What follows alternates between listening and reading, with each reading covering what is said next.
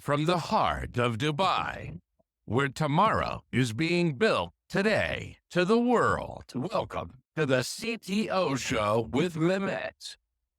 Here, we redefine technology and reimagine possibilities.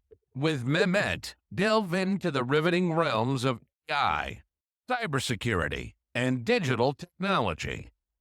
Experience the thrilling highs and lows of startups. Immerse yourself in the spirit of entrepreneurship and witness the future of business innovation being written in real time.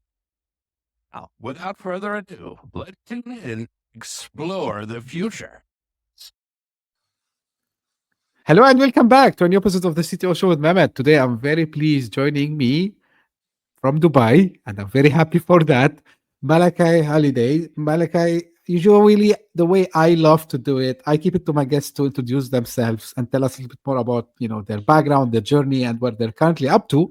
But I'm gonna give kind of a spoiler alert for the audience. If you are a founder and if you are based here in the region, stay tuned because we're going to talk about an important topic, which is all about, money and cash flow. So, Malachi, the floor is yours. Fantastic. Thanks, Mehmet, for having me here. I'm Malachi Halliday, founder of HFS. I've been in Dubai for 15 years, and for most of that, working with founders and startups across different industries. I started my first business here around 2017 and experienced firsthand some of the challenges that businesses go through. And I was advising a lot of other startups at the time, and I kept hearing that businesses were struggling with accessing capital. So over the years, I was helping them access capital and started funding them myself. And then at some point started a business where we actually became the ones funding MSMEs across the UAE. So this is where we find ourselves today. Our goal is to fund 2,000 businesses across the UAE by 2030. And that's what I'm excited about. Great. And thank you again for being with me here today, Malachi. Let me start, and asking you why it is a challenge for this sector specifically. I mean, this part of the economy, which is very important. Why we have the challenge in cash flow? When I first was looking for funding from the businesses that I was working with, what really infuriated me was how challenging it was to get funding from the banks. And this is probably something that we can dig into more, but I realized that how the market is structured here is fundamentally credit underwriter unfriendly. So what do I mean by that? So firstly, we don't live in a necessarily data-rich environment. A lot of businesses in the UAE are pretty analog. They're not necessarily tracking all of their sales and invoicing very well. They're not necessarily getting the best quality audits. So from a banking perspective, when this data isn't available, it's much harder for banks and other funding institutions to support small business when they typically would have in other markets. So access to capital is a tough one in that regard. The funders aren't there, but also the need for funding is even greater because in this region especially, the payment cycles are so much longer. Just getting paid by clients. I think every founder in the chat will, especially in the B2B space, will know what it's like chasing clients just to get paid. You have to wait 30, 60, 90 days to get paid. So it's very easy to get cash strapped, not because you're doing sales, but maybe even especially because you're sales, because you've been delivering so many jobs and you're just waiting for your clients to pay you. Not least of all, then whether or not they pay you, there's like around 1 in 10 companies invoices don't actually get paid. So there's this environment of, will I get paid by my customers? It's hard for me to access funding from the banks. The banks are a bit skittish because they don't have the access to the data and because they think there's a higher credit risk on me. And also because odds are in the UAE, I'm an expat because most of the business community in the UAE is are expats, then there is an additional something called flight risk. So from a funder's perspective, then you've got issues of, well, if the business doesn't go so well, what's going to happen with this founder? So there are structural challenges in this market, especially that have to be overcome by founders and the funders that are trying to address their needs. That's like a good spot, I would say, here. Now, maybe the traditional question that someone might ask. So these might be startups that they just started operations a couple of years ago, or maybe some established SMEs, let's call. But why they don't go to the banks? So why the banks don't accept to give them funding? Now I'm gonna leave it to you, but the first thing we know, like banks usually are tough and they don't usually provide this flexibility. But tell us a little bit more why that is the case. Yeah, absolutely. So the data availability is really the biggest thing for a lot of these companies, and that manifests or is reflected in the bank's criteria when they're funding companies. So generally in the UAE, there are priority sectors, but for a lot of small businesses, it's not even about the sector. It's about, have you been in operations for 3 years? Do you have an extended relationship with the bank that you're seeking funding from? And then with the audits that you have, can you show profitable increasing growth year on year? And it's very hard for a lot of MSMEs or small businesses to actually show all of this. And it's hard to front up the cost of putting all this together if you're uncertain if you're going to get the funding from the banks. And this is a challenge, unfortunately, from the bank's perspective. They themselves perhaps aren't as digitized as in some of the markets. So they might be asking SMEs to come into the branch and submit documents, or they might be reviewing hard copies of things, which is quite tedious, and it makes it not really commercially viable for the banks to serve small customers. And that's why a wave of funding providers doing factoring, forfeiting, asset financing, SaaS funding, a wave of funding providers have come into the market, really, especially since COVID, some before, but to plug that gap. Because following COVID, even though it's been a few years now, a lot of SMEs had bounced checks. And if you have bounced checks, then just don't bother going to the bank seeking funding. You'll waste your time. And then, of course, when you get projections from banks and other funding institutions, that affects your formal and informal credit rating for all of us other funders in the market. So for all of these companies that have had bounced checks, it's a complete non-starter, and the banks will look at that, and that's all the data they have. So this is kind of the backdrop for the market. Now, let me ask you on the positive side of the things now. So, and maybe this will change, how people look at this. So, from your experience, what are like the benefits of letting these startups and small medium businesses, getting easily the access to the fund they want? I mean, from economical perspective, what will be the benefit when we support these startups with getting their credit line in order to get, to their hands to the funds that they want? So what have you seen the positive impact, especially like you help a lot of these startups also and SMEs yourself, Malachi? I'll give you some examples directly from our portfolio for companies that we're currently funding, as well as companies that we've funded in the past. So especially funding for small businesses increases competition in the market, which ultimately results in wins for the consumer. So for example, one of the companies that we're funding at the moment, GK Med, they're in the medical supply space, and their whole mission, why she started the business, was to reduce the cost of the products that medical clinics were buying, so they could then pass on those savings to people and families that maybe didn't have the same discretionary spending available, or even indiscretionary spending, like stuff that they had to spend on because it's medical. So one direct impact is the increased competition, so that people that couldn't otherwise afford these products can afford these products. Another direct impact is from our portfolio. One of the companies we funded, a really cool company called Neutral Fuels years ago.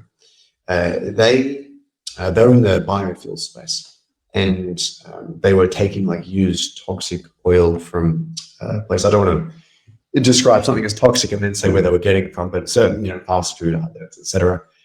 What they were doing was they were processing this stuff, which would otherwise have been terrible for the environment, going to land waste, etc. They were processing it and selling it to one of the state-owned oil companies here in the UAE. And they ended up, of course, doing very well. They've grown really, really well over the years. But they also have gone on to save 54 million kilograms of carbon dioxide and equivalents since our funding. So there's the social impact, helping consumers, especially those that need help the most.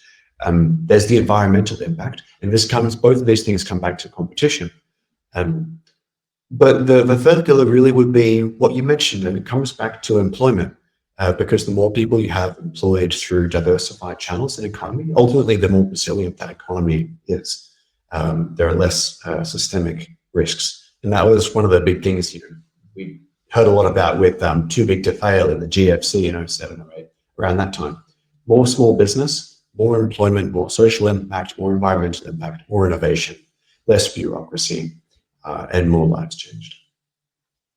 Fantastic. Now, where your company fits in this picture, Malachi? Like, how do you help them? And if you can explain to the audience who might be interested, your business model, how is the engagement on a high level, or even if you want to go into the details, that's completely fine. Thank you. Absolutely. I'm always happy to talk about what we're doing, of course. Sure.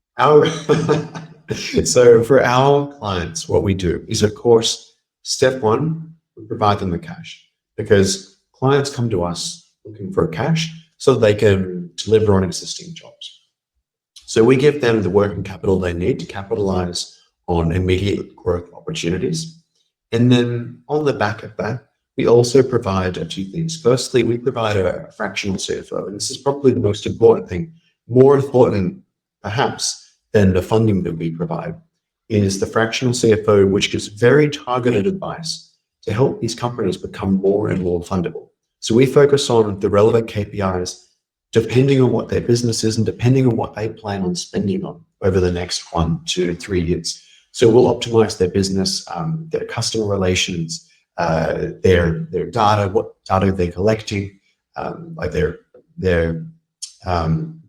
sales, their unit costs, etc. So we optimize this so that within 6 to 12 months, our portfolio companies, they should be doubling their revenue, not just because we've given them the funding to capitalize on jobs, but we've also given them the advice to manage the subsequent growth so that they don't kind of fall off to the side a little bit, as can happen when businesses have such accelerated growth. So we then help them manage that growth safely and sustainably. But then also within 6 to 12 months, we can then go on to raise more money for them that is more long-term funding, the best fit for their business. So maybe they have lots of large customers that are repeat customers. So we can organize something called factoring, which is tailored for that sort of business. Or maybe they have an online platform and they're getting a repeater, like it's a subscription-based business. So we'll get SaaS funding for them. Or maybe they just have really long payment terms. So we'll organize invoice discount. So all of these different funding types with different terms, they have different implications for control and cost. But ultimately, it's what is the right fit for their business. We're kind of like a funding doctor coming in, emergency surgery, and then giving them a diet plan or a finance plan that we guide them on every month to get them to a point where they're ready to get a lot more funding. So this is our role in the market.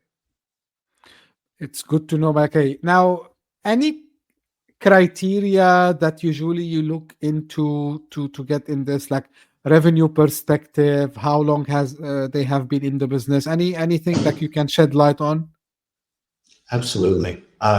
So we want to fund as many companies as possible, as many amazing founders, of course. But our niche where we add the most value is if they're B2B, so businesses that are selling to other businesses, if they have at least 100,000 dirhams of revenue. So it's not like an age thing, but just if they have 100,000 dirhams a month of revenue, that's really important to us. The next one is that they sell on credit, because these companies have the biggest headaches when it comes to cash flow efficiency. Then we look at, of course, what they intend on spending the money on. So if they want to spend it on something like getting a bigger office, in our terms, that has like a long lead time to generate more revenue. So that's not something that they're really keen to support. We're looking for companies that want to spend on inventory or cost of goods sold generally. And lastly, companies that per item or service provided, they make at least 10% gross profit per month. So what that means is if they're getting paid maybe after 60 days, then they make 20% gross margin. If they get paid after 30 days, they make at least 10% gross margin. So these are, the key criteria that we look at when we're assessing if there's a business we can really help turbocharge. It's good to know. Now, one other thing I want to ask you about is not only when coming to you, but in general. So these are post-revenue, let's call them scale-ups, right? Or SMEs, right?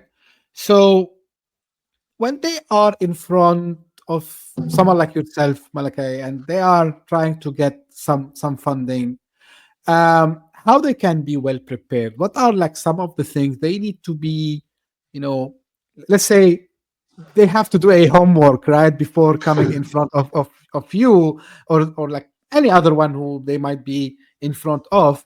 So what they should be preparing for before coming and asking for the cash?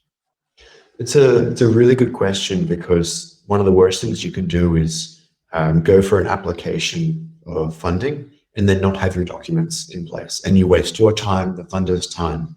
Maybe you get a rejection, and that goes on your family record. So it's really important to be prepared.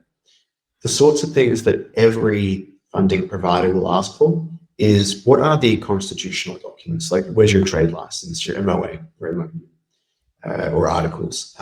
Where are your KYC documents? So that means like know your clients. So who are your UBOs or ultimate beneficial owners? They want information on who the shareholders are, who the controlling people are, and the company itself. So every funding provider wants this information. It's kind of the basics, just so they know who they're dealing with. Then the next round of questions that every funding provider is going to ask about is, what's the strength of the business? How is it going? Is it profitable? Has it passed break even? When they've received money in the past, what have they done with the money? Just to make sure they're using it in the right way. So having a healthy financial picture, which means ideally sales that's growing quarter by quarter. It means that you've passed break even, ideally. And if so, profits increasing. These sorts of things are really important. Also, one of the things which is a little more esoteric is, how are you going with collections from your clients? So for example, if you have a high rate of default from your clients paying you, that might indicate that you have a less attractive product. It might mean your service. It might mean your business is not selling something so valuable, which in turn might mean there's a bigger risk that your business then has shocks to cash flow, because people that your clients stop buying the product. So this is the sort of thing. Also, the more you get paid through like bank transfers and through digital means that can be properly verified of like where it's coming from and who the customers are, that's really helpful from a funder's perspective. Because if you're a business that gets paid mostly in cash, even in PDCs, frankly, it's less attractive. And just this note on PDCs getting paid that way. It's one of those things that's business to business. Because sometimes you want to get paid with PDCs because you know you'll get paid on time. But on the other hand, if you're getting paid by PDCs, then you can't offer something called assignment, which a lot of funders want. Assignment is where you get funding against maybe your revenues, but then those revenues are sold to the funding providers. They're technically buying your future revenue.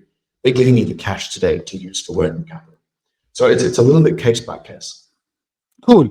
Now, out of curiosity, and because I'm sure like you have seen different, I would say, business owners or founders coming to you, have you seen a difference between the founders who have maybe raised, I mean, part of their startup raising, uh, doing it much better than, let's say, someone who bootstrapped the business and coming now for scaling and asking for the funds? Have you seen, anything between these two categories?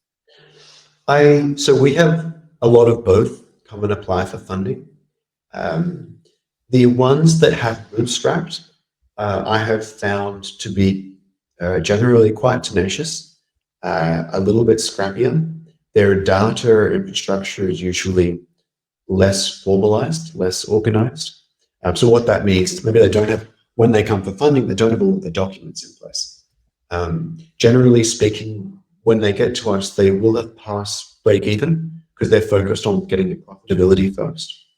Whereas the companies that maybe they went down the VC route or they got lots of angel investment, they have, when they come to us, they usually have much better data, but maybe that data isn't as attractive from a quasi-lending perspective. And I say quasi-lending because even though we were a finalist for Best Digital Lending Platform in the UAE last month, technically we're not lending. We're doing like forfeiting, invoice discounting, etc. Just important legal disclaimer there. But these companies that are kind of VC backed, great data, great at telling a good story, that growth narrative permeates every interaction you have with them. It'll always be, oh, I need the money because I'm about to use it to grow in this way and it'll have this result. You don't have to worry about your investment because we're going to be up in the stars by Monday. And this sort of thing is how a VC backed business normally pitches to us. Whereas the like the bootstrapped ones are normally saying, yeah, here are the challenges that we've had to overcome. This is how we've done it. And, we've made break even. From here, we're safe, we're solid. You don't need to worry. It's very risk management focused. It's a very different flavor. With us in our funding, we actually fund more of those non-VC backed companies because our mission is to support those that otherwise don't have access to funding. So we want to fund people that they don't have access to use it, or they don't have a network, or we're trying to promote financial inclusion ultimately. Okay, that's a great initiative also as well. Just for the folks who they didn't raise fund from VCs or maybe from angel investors and so on. Now, how I mean, like let's say we talk about what they have to prepare. What usually are some of the mistakes you see they're doing after raising the funds? So many, so many. It's I laugh, but only so I don't cry. It's the hardest thing is when you see an amazing founder, and you kind of like we care about the founders we support. They're our partners. We want to see them grow. We care about their mission. So we want everyone that we've ever supported to really flourish. One of the really frustrating mistakes is when we see companies that they raise money and they immediately increase their overheads because they think that, oh, I've raised money, I'll use it to promote growth, I can afford to increase my overheads, or I need to increase my overheads to get that growth. And oftentimes they overlook they'd managed all of their revenue to date without those overheads. So that they don't necessarily need it, or maybe they do need it, but they underestimate how long it takes for the revenue to come in, which they're going to be winning. The process to sell in the UAE, it's very relationship driven because again, a lot of the population here in the business community are expats. So trust and relationships are incredibly important to winning sales. So you have to build up that reputation, build up that personal credibility. So it takes longer to get the sale. And then after that, you do the job, it takes longer to get paid. So it could be 3 to 6 months following the raise before any sort of funding that you really see a huge boost in actual cash into your bank account. So if you increase your overhead straight away, unfortunately, it creates a real parachute dragging you down. So that's a really big one, I would say. The other one, not with companies we fund, because obviously we check for this beforehand, but is companies more on the VC side that don't have solid unit economics. So they cover up bad product market fit, and they cover up bad unit economics under the guise of, oh, once we get bigger, we'll have economies of scale and it'll be fine. When in reality, maybe they have high churn, and they have to factor in a higher customer acquisition cost relative to the customer lifetime value. Issues like this, it's very different for VC versus non-VC backed SMEs across the UAE. But these are examples that we've seen. Absolutely, and makes sense to me also as well. One thing which is, it's good to highlight, and this is because the podcast, and I'm lucky and happy that it has a global reach. So this is for also folks who are outside our region. So to the point that Malachi just mentioned is the sales cycle here is very much depending on the relationships, and of course we have processes, and we are a mature market, but still there is a kind of unpredictability. And to be honest with you, Malachi, because I spoke to a lot of folks even in other parts of the world, in Europe, in the US, it's not only a challenge that we have here, it's a challenge that I think it's a global one. And this is what brings me to ask you, from again, because you've done mentorship, and you've helped startups in accelerators and different places before. What are some of the trends you are seeing when it comes to financing the MSMEs? What are you seeing? And do you see also any blending of innovation and technology that can also facilitate this more into the future? So one of the accelerated programs that I did some mentorship with was Techstars in Saudi. And while I was mentoring them, I came across a proliferation of, yes, VC-backed companies and angel-backed companies, but also companies like that had blended forfeiting or revenue-based finance. So I'm definitely seeing more creative and tenacious or aggressive searches for capital, and rather than just having on all equity or on all debt or on all of one thing, there's definitely more creativity adding to what we call, from a funding perspective, the capital stack. Everything from pure preferred equity all the way down to super secured debt, and everything in between, and even stuff that's off balance sheet, such as revenue acceleration, invoice discounting. So definitely seeing more of that. There's more of a market awareness of these solutions that are available. 5 years ago, or definitely 10 years ago, but 5 years ago, it was really just, I'll get equity from angels and VCs, or I'll get bank debt. But now there is an awareness that people are even seeking us out, looking for our funding. Whereas before, none were even aware that such a funding solution existed.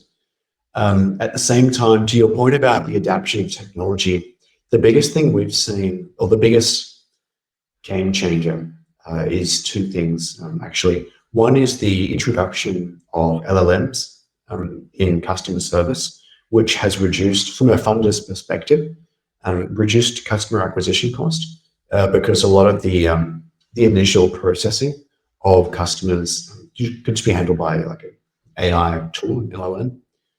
So this is one thing which has made funding a little more accessible and affordable to provide by institutions. They have been a little slower to adopt this than I would have expected, because it's been a few years now that these have been available in the market. But that's one thing which I think will have more and more impact as the years go on. The other thing is, especially in our region, in the GCC, is compared to 5 years ago, there's much better quality data. So there's still a dearth or a shortage of things like credit insurance on receivables. And the impact of that is that international funders have a harder time coming into this region because all of the funding that they raised is using credit insurance. So they could give back-to-back guarantees to all of their larger funders. So international funding providers find it harder to come into this region. So a lot of the funding in this region has to be provided from local sources with a local approach to funding. And this is one of the things that we really want to try and bridge the gap on ourselves is with the novel data that we assess is trying to build a bridge between what needs to be evaluated and done locally in the GCC region and what's required from funders overseas. We plan to try and secure over 100 million into this region from overseas. And that's one of our strategic objectives. So that's one of the bridges we want to do, and one of the areas that technology is shaping the market and evolving. That's super cool. Just out of curiosity, so are you using, or like maybe are there plans to use these LLM tools for you, like to do more like due diligence and this kind of stuff? So we are, as I mentioned, proud to say, we were a finalist for the best digital lending platform. You see, I'm super proud of that. All the credit goes to my team and what they've done on the digitization. Where we use it sort of internally is primarily on a credit risk evaluation level. So we're looking at the documents that we receive, and this is again why standardized documents are so important, and having good quality documents. If you're providing proper, like up to standards, like your financials, like profit and loss and balance sheet, etc., it's easier for us to extract that data and do an automatic analysis. If you're providing us, financials that were written on the back of a napkin, then we have to manually do everything. Now, unfortunately, no one's quite on the back of a napkin, but you can appreciate all of the businesses that give us financials in Excel. So this sort of stuff, it makes it harder for us and any funder, but we do use it in the credit evaluation stage. We also use that when it comes to what we've built, when it comes to the actual evaluation of financial metrics itself, not just the data extraction. We did look at applying it in sales, and that's something we intend to do. However, for the time being, we want to offer as customized an experience for our clients in the UAE as possible. We want it to be hands-on. We want to provide that human aspect. There are others in the market that are, entirely digital, and then you apply, you never speak to a human, and then you just get a rejection, and then you don't know why. Our whole ethos is we're trying to support those that can't otherwise get support. They're not digitally enabled, so we can't be digitally reliant necessarily. So we have humans working with humans, and then we help them in some ways digitize or at least improve the quality of their data so they can work with those funders. But unfortunately, for the time being, we have to be that bridge between your typical analog, old school business owner and where funding is headed. It's good to know this, and to your point, and I'm happy that you mentioned this, is to keep the human element into the picture also as well. So because I think this is where, let's say if you get an application and maybe they missed few things, so still a human would go and tell them you need to work on this. So it's kind of like this advisory aspect of it. So as good you mentioned this. Malachi, any final advices you want to share with us, and also tell us where people can get in touch as well? Absolutely. One bit of advice I think I would give for all businesses in the UAE is really dial in on your collections. This is something that most B2B businesses in the UAE really have a tough time with. It's everything from building a relationship with the individual in the payment department rather than just sending emails, which no one reads. It's having like omni-channel follow-ups. It's having a product or service which your customer really relies on and really has value to them, so that they know, oh, this is the guy I'm going to pay first. And then it's also, negotiating where you can better payment terms. Instead of 90 days, push for 60 or 30. The impact of that shorter collection period can be absolutely monumental on your growth, because then you can get more revenues over the same overheads, and it improves your profitability, it improves your track record and your growth metrics, so then it's easier for you to get funding. There's so much that your collections can impact across your business. Of the 1,000 things that we advise our clients on, I would say really try and dial in on that one. And yeah, that would be the final bit of advice I could share today. And where to reach us, of course, LinkedIn, or our website, or any of our team, or of course through the CTO Show. Any companies that do see this podcast and then reach out, we're going to be giving you priority access who goes straight to the front of the line. We'll give you a relationship manager just to handle your application, because we understand it's more like read and learn it here. So really appreciate that and appreciate the platform. Oh, my pleasure, Malachi, and thank you for this generous also offer that you've put for the audience.